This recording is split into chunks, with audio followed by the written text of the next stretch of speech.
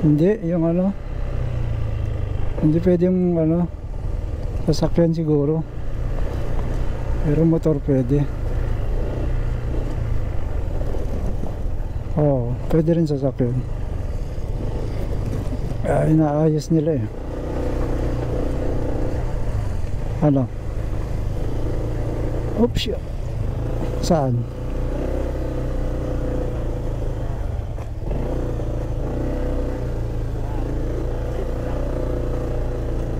Sa ano, sa New Zealand, Zambales. Parang sumemplang yata dun eh.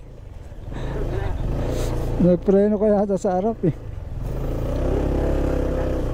Malambot ano. Yeah. Okay.